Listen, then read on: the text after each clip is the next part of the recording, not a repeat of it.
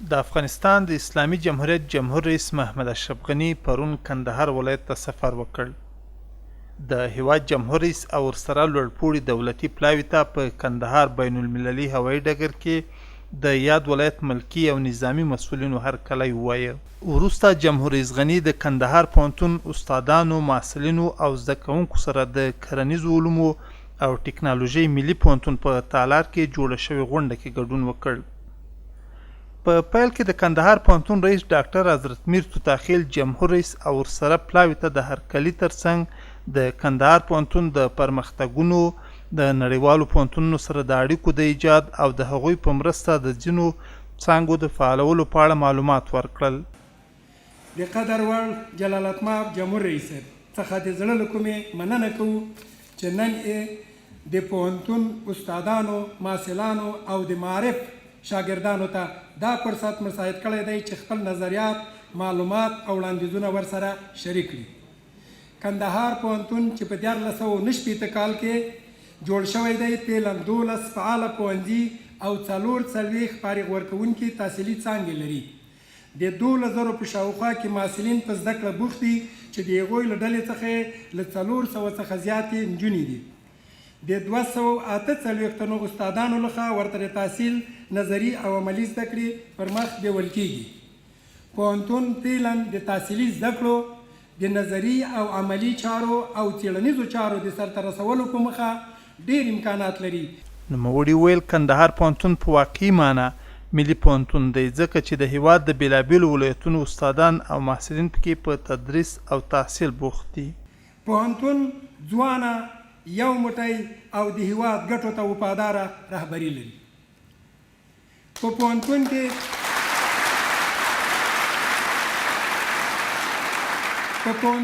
هیڅ ډول سیاسي، تنظیمي، قومي، ژبني او نورو تعصبات وجود نه لري او هیڅ ډول سیاسي فعالیت د هیواد وضعیت ته په کتو سره اجازه نه ورکول کیږي. کندهار پوهنتون په بشپړه معنا ملي پوهنتون دی چې د هیواد د 10 ولایتو څخه استادان او کارمندان پکې استخدام شوي دي او فعالیت کوي او د 14 ولایتو محصلین دلته زده کړې کوي. ښاغلي توتاخیل ویل کندهار پوهنتون کې د اوبو چاپیریال د انرژۍ څانګه فعاله شوې او د همدغه پوهنتون له برکته افغانستان د اوبو نړیوال سازمان غړیتوب ترلاسه کړ. د هیواد په کچه مو لومړی ځل د اوبو او چاپیریال د انجنیرۍ څانګه فعاله کړه چې دا هم د هیواد لپاره د لومړنیو ضرورتونو څخه شمیرل کېده او په جاري کال کې هم دغه فارغان موږ ټولنې ته د دې ډپارټمنټ نه هم ورکوو. کله چې موږ دا څانګه فعاله کړه، موږ د اوبو نړیوال سازمان ته د غړیتوب درخواست ورکړ. هغو زموږ ته فرمي معلومات وغوښته او بالاخره دغه عضویت د افغانستان لپاره کندهار پوهنتون ترلاسه کړ چې اوس د افغانستان د اوبو د نړیوال سازمان په لومړی حرف کې د افغانستان کلمه لیکل شوې ده، سره له دې چې په دې برخه کې 3 وزارتونه کار کوي چې نیمه برخه یې اوبه دي او نیمه برخه یې بله ده. ډاکټر حضرت میر توتاخیل د ودانیو او تشکیل کمبود د ستونزو د حل، استادانو ته د مسلکي روزنې د اسانتیاوو د برابرولو، د پوهنتون د مالي استقلال، د کرنیزو علومو او ټکنالوژۍ ملي پوهنتون سره د هند له لوري د همکاریو د شویو ژمنو د تعقیب، کرنې وزارت سره د ځمکې د ملکیت د موضوع د حل، د کرنې پوهنتون تر چتر لاندې د هیواد په بېلابېلو زونونو کې د ماسټرۍ د حد اقل 3 څانګو د فعالولو او همدارنګه د کندهار معارف ته د زیاتې پاملرنې وړاندیزونه وکړل. د کندهار پوهنتون استاد نثار احمد اریا د خپلو خبرو پر مهال د کندهار پوهنتون د استادانو تدریسي او علمي هلې ځلې وستایلې. کندهار ولایت ته ستاسې بیا راتګ له دې ولایت سره ستاسې د مینې او خواخوږۍ څرګندونه کوي.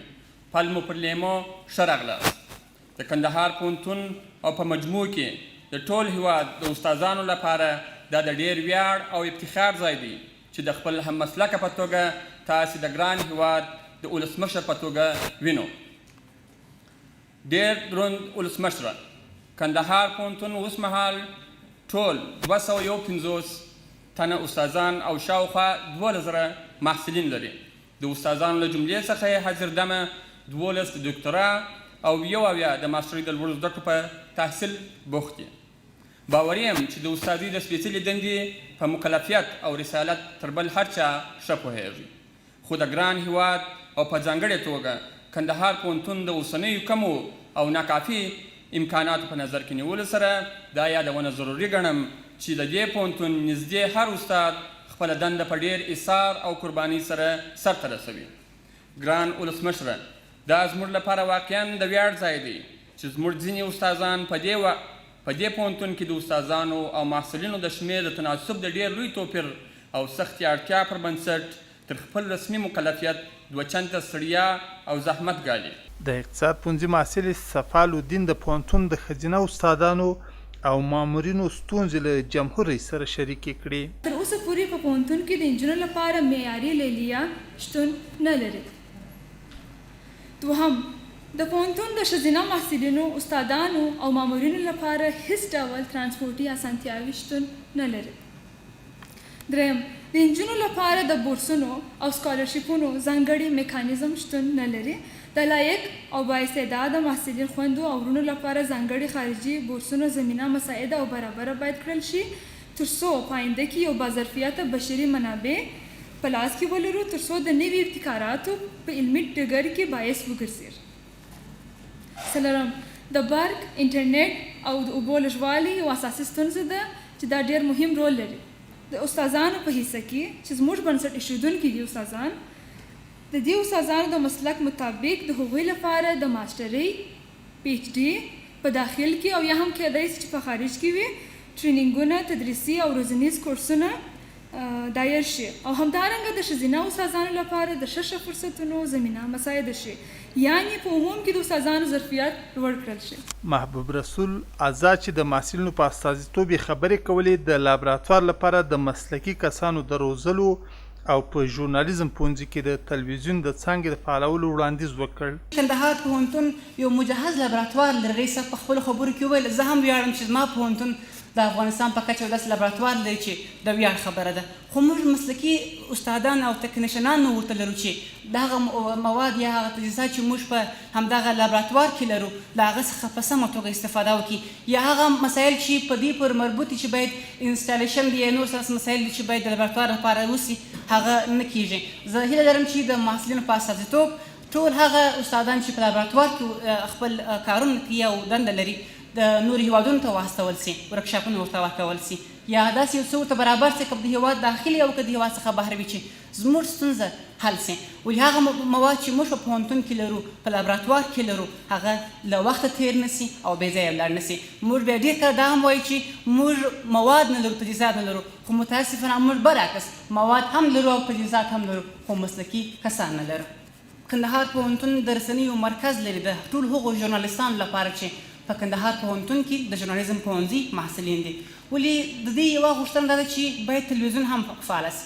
موږ یوازې یوه مطبعه لرو او رادیو برخه کې هغه محصلین چې د لومړي کال څخه تر څلورم کاله فارغېږي، استادان صاحبان کوربدان د خپل هغه تګلارې او پالیسي له مخې څخه دوی غواړي چې هم په عملي او هم په ذهني او تیوریکه برخه کې جوړي او بیا یې ټولنې ته وړاندې کړي. نو یوه غوښتنه د محصلینو د ژورنالیزم پوهنځي ده چې موږ لپاره تلویزیون هم په پام کې ونیول سي. د یادو ویناوالو له څرګندونو او وړاندیزونو وروسته جمهور رئیس غني د کندهار پوهنتون استادانو، محصلینو او مشرانو ته د یاد پوهنتون د لومړي مقام له امله مبارکي وویله.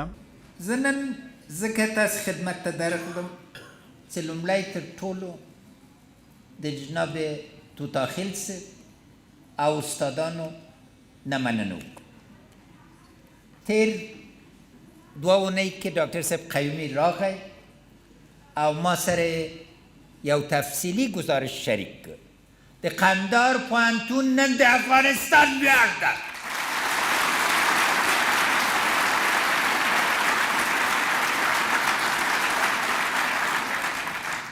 زه خاصا مننې دپاره راغلم چې دا تاسې ټول رئیس صاحبانو، استادانو دام په خپل ابتکار ګټلی او د محصلینو په همکاري ګټلی. دا واقعا لوی افتخار دی. هغه څه چې تاسې کړي دي بېساري دي.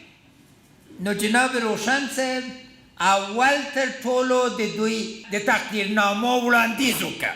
جمهور رئیس په کندهار پوهنتون کې د بیلابیلو ولایتونو د استادانو او محصلینو تدریس او تحصیل د ملي والي او ملي پیوستون څرګنده نښه وبلله. او له دې نه چې له 10 ولایاتو نه محترم استادان دي او له 4 ولایاتو نه شاگردان دي، زه واقعا مبارکی درته وایم. از تمام شاگردای عزیز از 34 ولایت افغانستان تشکر. اینی را میگن وحدت ملی.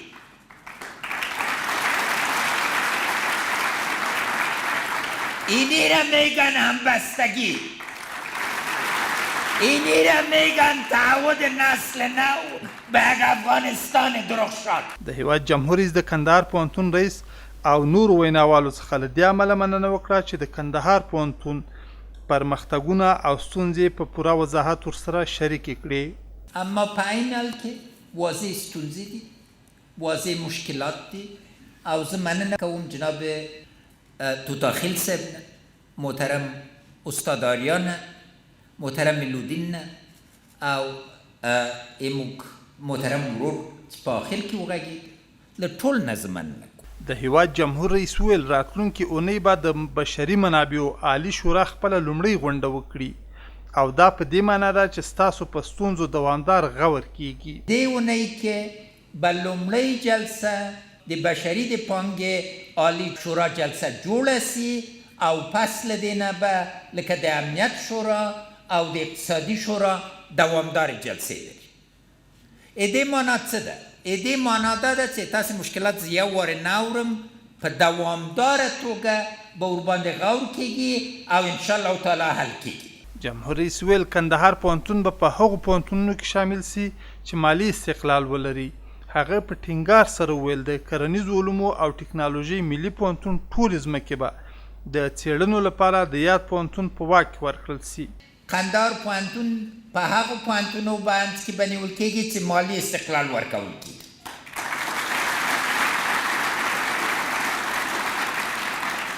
دویم د کندهار د پوهنیز پوهنتون ته ټولې ځمکې به یې د څېړنې لپاره په اختیار ورکړل کېږي، یو لیست به یې مجارۍ ته نه ورکول کېږي.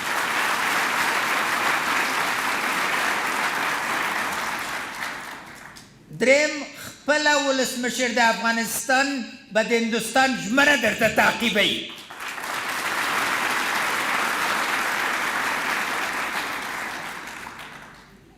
او نور مسائل باندې جدول کې راځو. هم محترم محصلان، هم جناب آریا صاحب، هم جناب توتاخیل صاحب چې د ټولو په استازیتوب وغږېدئ، نو دا ضروره ده چې موږ دا په یو زماني جدول کې راوړو تر څو تاسې خبرې په واضح توګه او په مشخص توګه حل سي او مسئول ځای به دا شورا او د بودیجې په برخه کې دا راتلونکې میاشتې کې به ما یو ډېر برخه وخت په بودیجې باندې خپله تیر سي چې دا وارې د لوړو تحصیلاتو بودیجه او د معارف بودیجه په هغه رقم جوړه سي او په هغه رقم مصرف سي چې تاسې انشاءالله تعالی ستونزې لري. درېیمه خبره مې د پوهنې او د پوهنې د وزارت. پوهنه ډېر بد وضعیت کې یو گزارش راځي له بینالمللي منابعو نه چې واقعا ویجاړ وضعیت یې ښیي. نو ما ژمنه درته ډېره ساده ده، په راتلونکې 3 میاشتو کې به هره ورځ یا هر بله ورځ د پوهنې د وزارت بدلون باندې زه خپله کار وکړم.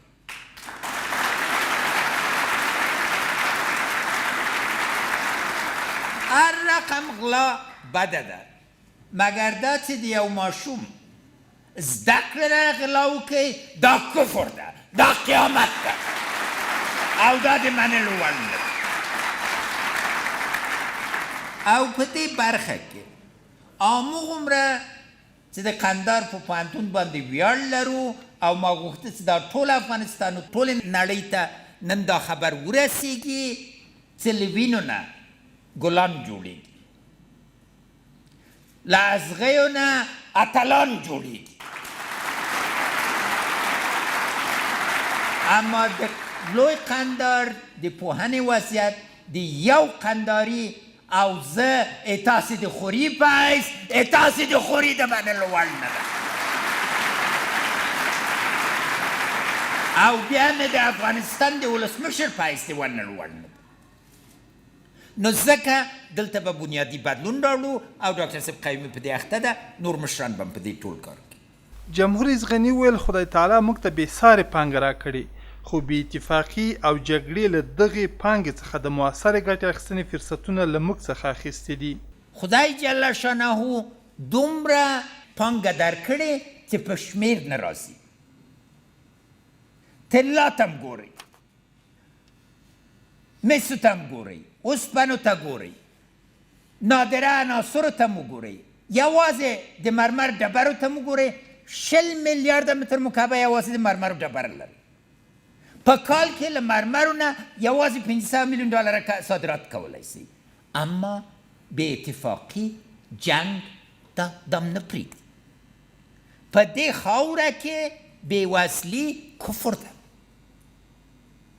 او 40% وګړي نن و سبا ته ګوري دا جوړېدلی شي د هیواد جمهور رئیس محصلینو ته په خطاب کې وویل تاسو د افغانستان هغه لوی نسل یاست چې سوله ثبات او سوکالي به راولئ ځوانانو ام جنو ام هلکان پوهېږئ تاسې څوک یې هغه نسل لویترین نسل د افغانستان چې دلته به سوله راوړئ ثبات به راوړئ او سوکالي به راوړئ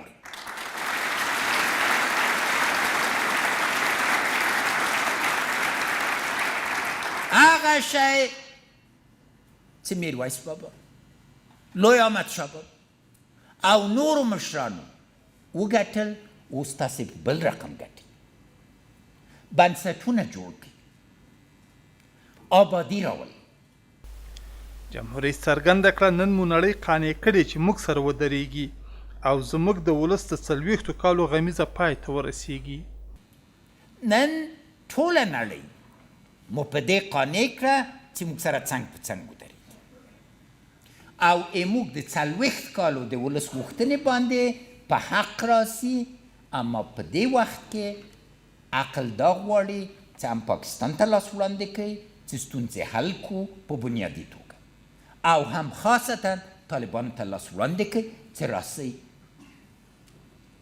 په مذاکرو کې سیاسي لاره د حل د سولې لاره د باچا خان پیام جناب توتاخیل صاحب ټول محترم ځوانان ټول محترم استادان ټولو ته ورسوي ځکه د دې پیام کې موږ راتلونکي پرته ده د افغانستان د اسلامي جمهوریت جمهور رئیس محمد اشرف غني پرون ماسپښین په کندهار بین المللي هوایي ډګر کې د افغانستان د هوایي ځواکونو عمومي قمندانۍ ته د بلک هاک هلیکوپټرو د ورسپارلو په مناسبت جوړه شوې غونډه کې ګډون وکړ په دغه غونډه کې پر لوړپوړي دولتي پلاوي سربیره د کندهار ملکي و نظامي مسؤلینو او منصوبینو قومي مشرانو د غوڅ ملاتړ ماموریت عمومي قمندان جنرال نیکولسن او د یو شمیر بهرنیو هیوادونو سفیرانو ډیپلوماتانو هم حضور درلود په پیل کې د هوایي ځواک سلاکار بریج جنرال سټوارټ خبرې وکړې او په پرمختللو هلیکوپټرو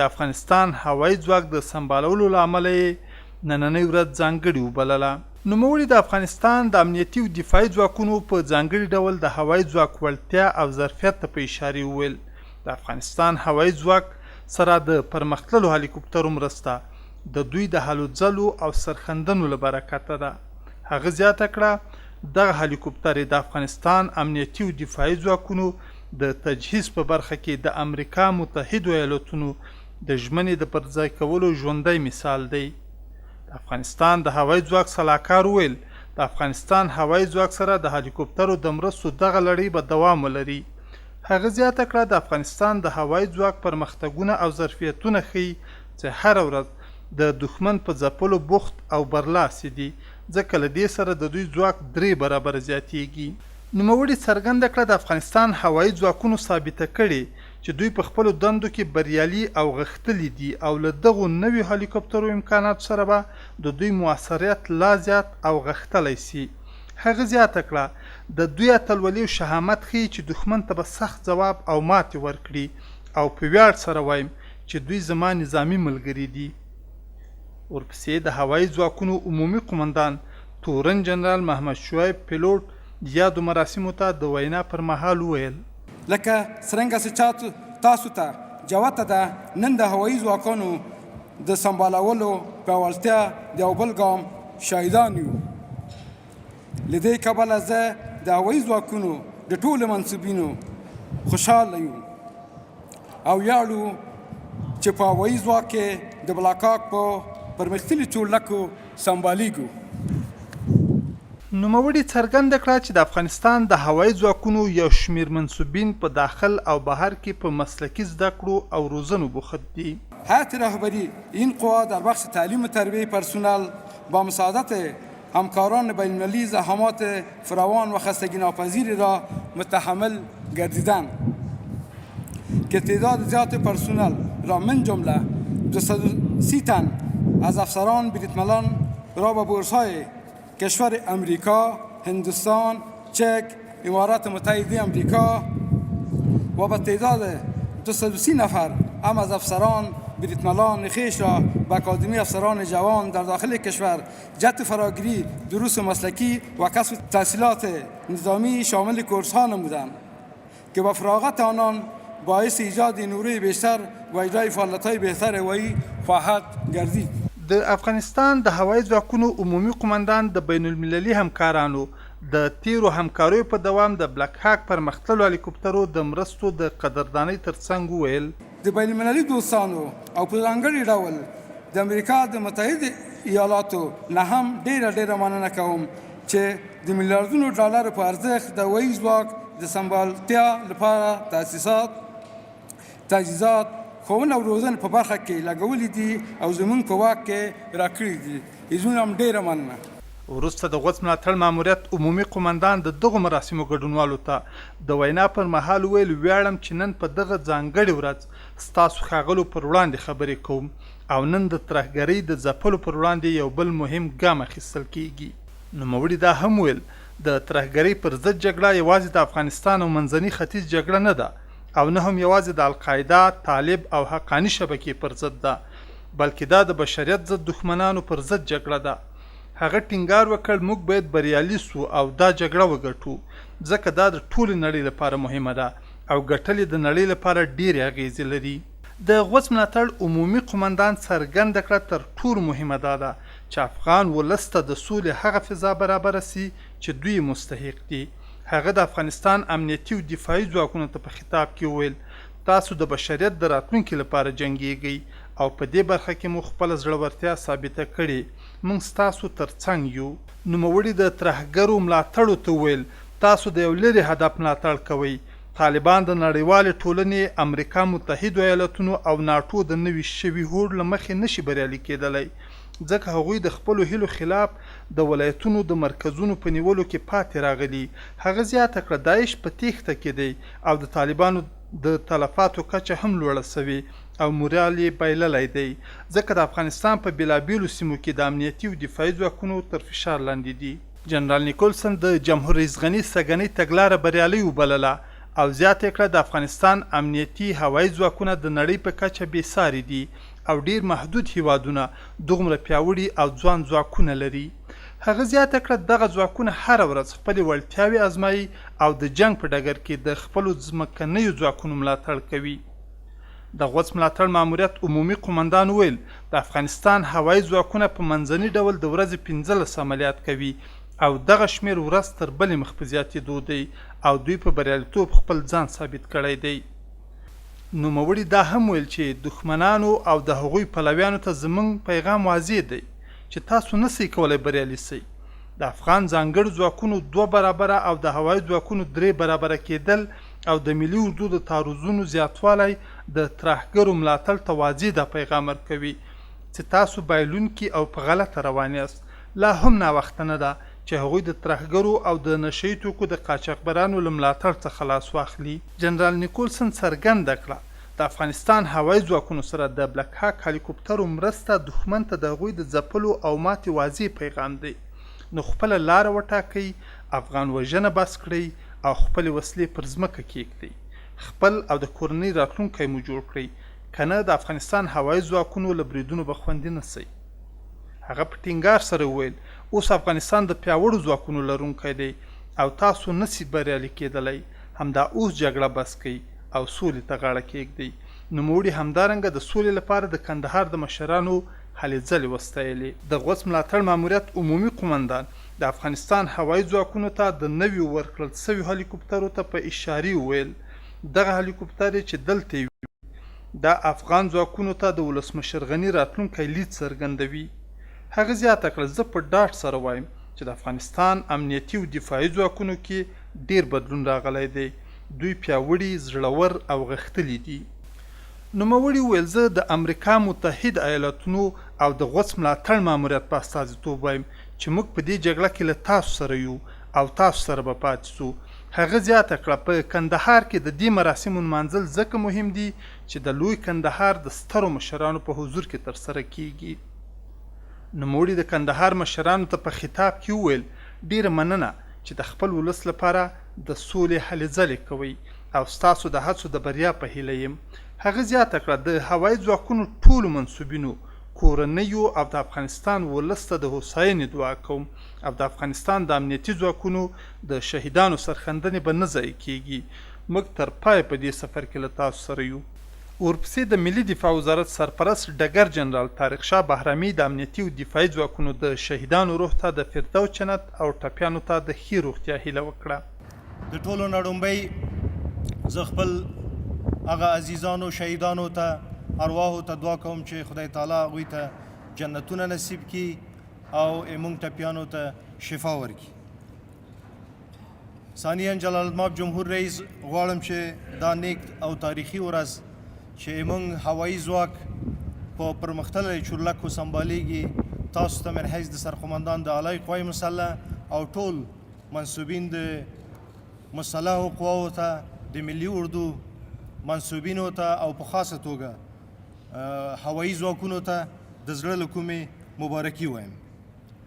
ځای لري جلال المآب جمهور رئیس چې خپل د هوایي ځواکونو د سرښندنې نه په دې شانداره او پرتمینه مراسم کې قدردانی وکم. روزانه چې د دوی راپورونه ماته راځي د 100 نه تر 120 پروازو پورې په ډېر کمو اجراعاتو په ډېر میړانه اجرا کوي چې زه ځان له خوا نه او ټول رهبري د ملي دفاع وزارت نه غواړم چې د دوی د شهکاریو نه د دوی د قهرماني نه منندوی اوسم. هغه د افغانستان 4 کلن امنیتي پلان ته په اشارې وویل دا هلیکوپتر د همغه پلان یوه برخه ده او همدارنګه د جنرال نیکولسن د همیشنیو همکاریو قدردانی وکړه. دا جلال المآب جمهور رئیس نن چې دا نوی چورلکې شامل د خدمت کیږي هوایي ځواک کې دا د همغه 4 کلن پلان یو جز ده چې دا کامیابي تاسو ته یو ځلې بیا او ټول امنیتي ځواکونو ته او موږ همکار ځواکونو چې موږ سره اوږه په اوږه کار کوي دوی ته زړه له کومې مبارکي وایم او من حیث د سرپرست د وزارت دفاع د دوی نه منندوی یم او زه ډاډ ورکوم چې راتلونکي 4 کالو کې موږ ټول امنیتي ځواکونه انشاءالله اردو ځواکونه او په خاصه توګه انشاءالله هوایي ځواکونه نورم پرمختګ کوي. د افغانستان د ملي دفاع وزارت سرپرست هوایي ځواکونو ته د دغو هلیکوپترو په اړه له ورکول کېدونکي روزنې څخه د اعظمي ګټې اخیستنې او همدارنګه د دغو هلیکوپترو او نورو تجهیزاتو حفظ و مراقبت ته د جدي پاملرنې لارښوونه وکړه. هما رهنمایي او هدایت موږ هوایي قواو ته دا ده چې دا تعلیم و تربیه د دې تیارو په هکله چې دلته په قندهار کې 6 میاشت تابع د تعلیم و تربیه کېږي دوی دلته معقول استفاده وشي دی نه چې اعظمي پیلوټان هم د تعلیم و تربیه ته ورسیږي او موږ تخنیکران هم چې وشو کولی د تخنیک نه معقول استفاده وکړي او د دوی د حفظ و مراقبت په هکله هم ځانګړی توجه او پاملرنه د مسؤلینو زه غواړم. د افغانستان د اسلامي جمهوریت جمهور رئیس محمد اشرف غني د افغانستان هوایي ځواکونو ته د امریکا متحده ایالاتونو له لوري د بلک هاک هلیکوپترو د ورسپارلو په مناسبت جوړو شوو مراسمو ته د وینا پر مهال د هیواد له ټولو امنیتي او دفاعي ځواکونو او پیلوټانو څخه مننه وکړه او په تیرو 3 کالو کې د دوی اقدامات بې ساري وبلل. اولتر از همه من میخوایم از پیلوتای قهرمان و تمام منصوبین قهرمان قوای هوایی افغانستان از صمیم دل امتنان کنیم.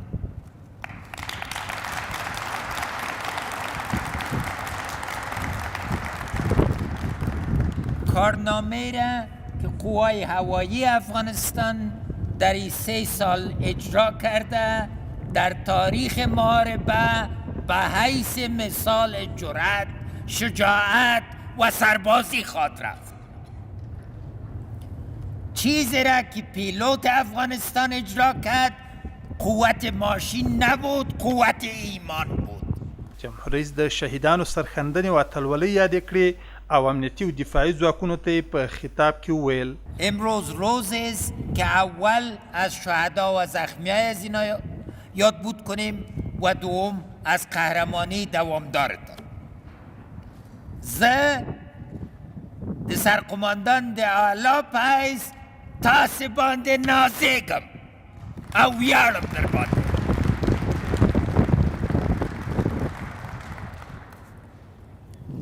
و همینطور از تمام مردم افغانستان خاصتا د لوی قندار د ولس او مشرانو نه مننه کوم چې همیشه د ملي اردو او ملي پولیس او ملي امنیت شاه کې تاسې لکه غرونو غوندې درېدلي. مننه. کورم ودان. د هیواد جمهور رئیس په کندهار کې د دغو مراسمو د نمانځلو په اړه وویل ځکه دا جلسه دلته نیول کېږي هغه ځای ته چې د دوی شومې سترګې وې چې خدای ناکده په دې ځای باندې بیا ناوړي لاسې راسي. سترګې مو له لوی قندار نه لرې کوي. یوازې په سولې لوی قندار ته راتلی سي، نه په زور. دا د اتلانو وطن چاته نه تسلیمیږي. نو پوه سئ چې جنګ د حل لاره نه ده. جمهور رئیس غني څرګنده کړه د هیواد له شپږ قلي اردوګانو څخه د لیدنې پر مهال امنیتي او دفاعي ځواکونو له ده څخه شخصي غوښتنه نه لرله، یوازې د هوایي ځواک غوښتنه یې کوله. دا واقعا د ویاړ خبره ده. زه شپږ قلي اردوګانو ته لاړم او هر قلي اردو کې سرتیري مې ولیدل، بریدملان مې ولیدل، افسران مې ولیدل، محترم جنرالان مې ولیدل. جناب لوی درستی صاحب را سره و چې بیا مورنه مننه کوم. بخیر باشین جناب. و یادتان باشه برای خود چیز نمیخواستن. خواسته اول منصوبین اردوی ملی افغانستان قوه هوایی بود. امروز روز تاریخی است که ما دوباره دارای یک قوه هوایی میشیم که پاسخگوی تقاضا و اجماع قوه امنیتی و دفاعی ماست. نو ځکه د آسمان او د فضا کنترل نن د افغانستان د بازانو په لاس لویږي. دا تور باز وسیله ده، واقعي بازان تاسې چې له هوا نه یې ګورئ او نه یې پرېږدئ چې د مقدسې خاورې ته څوک چپ وګوري. محمد اشرف غني وویل د 4 کلن امنیتي پلان موخه دا ده چې د وسلې استعمال یوازې د افغانستان امنیتي او دفاعي ځواکونو پورې محدود سي. 4 کلن امنیتي پلان هدف دا ده چې پس له دې نه به انشاءالله تعالی د قوې استعمال غیر د مشروع دولت جمهوریت اسلامی د افغانستان د بل چا په لاس کې وي. قوه په یو دولت کې باید یوازې او یوازې په مسلکي بیطرفه سیاسي ملي ځواکو پورې اړ ولري او دا انشاءالله تعالی کیدونکی ده. ولس دا غواړي، ټول علمای کرام دا غواړي، قومي مشران دا غواړي چې بیا د مسلح غیر مسئول کلمه ایمو قاموس کې نه او دا راتلونکې ده. ځکه ایموږ د امنیتي و دفاعي قواو هدف دا ده چې د قانون د تطبیق وسیله اوسي او قانون به انشاءالله تعالی په ټول افغانستان کې تطبیقیږي. د هیواد جمهور رئیس وویل طالبان د حکومت او امنیتي او دفاعي ځواکونو د ماتولو فکر له ذهنه وباسي. که طالبان په دې فکر کې وو چې اسلامي جمهوریت به مات کی یا ملی اردو و ملی پولیس و ملی امنیت به مات کی، دا خام فکر دی له سر نه وباسي. دوی د یو انتخاب مرحلې ته راغلي. موږ لاس د سولې لاس ده. موږ وینه نه غواړو. موږ له خپل وطن نه دفاع کوو.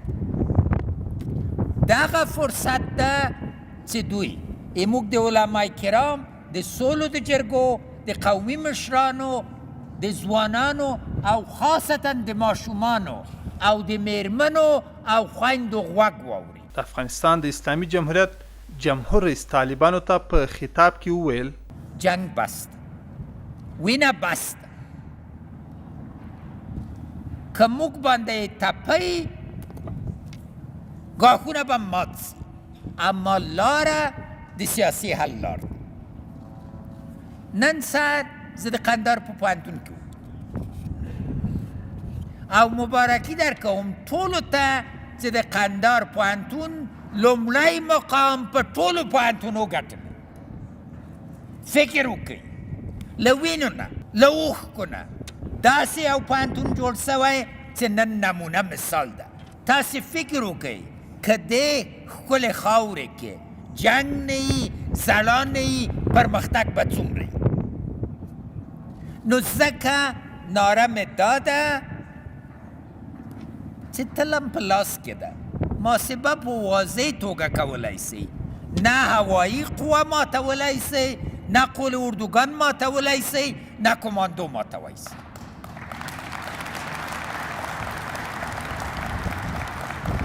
انتخاب تاسې په لاس کې ده که افغان یې او مسلمان یې او باور لرئ په افغانیت او اسلامیت د لوی احمدشاه بابا د ستر میرویس نیکه پیام واورئ.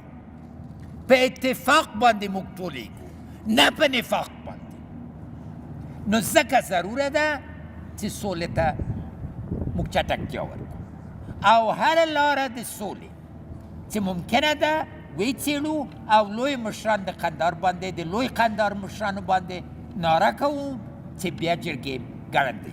د هیواد جمهور رئیس د افغانستان د امنیتي او دفاعي سکتور مسؤلینو د امریکا سرمفتش د غوڅ ملاتړ ماموریت عمومي قمندان او بین المللي همکارانو څخه د دوی د ښې رهبرۍ، همکارۍ او همغږۍ له امله مننه وکړه او زیاته کړه د دغو هڅو له برکته به افغانستان سولې، ثبات او پرمختګ ته ورسیږي. غواړئ چې اختیار د سولې د بین الافغاني سولې اختیار پردیو ته ورکړئ یا بین الافغاني سولې ته راسئ. که مقصد نیت و اراده وه له حزب اسلامي سره سولې ته وګورئ. هم نیت سته هم اراده سته. دا کیدای سي بین الافغاني سوله اصلي لاره د سوله ده. پرېږدئ چې ګاونډیو سره موږ خپل بنیادي مسایل په اساسي توګه د دولت په دولت په اساس حل کړو او خپل مسایل د سولې په چوکاټ کې، د خبرو په اترو په چوکاټ کې. د دغو مراسمو په پای او د جمهور رئیس غني په حضور کې د ملي دفاع وزارت مسؤلینو د افغانستان هوایي ځواکونو ته د بلک هاک هلیکوپټرو د وسپارلو سند لاسلیک کړ او د جمهور رئیس غني له لوري د پټۍ په پرې کولو او د افغانستان هوایي ځواکونو ته د وسپارل شوي بلک هاک هلیکوپټرې د نمایش په ترسره کولو سره دغه مراسم پای ته ورسېدل.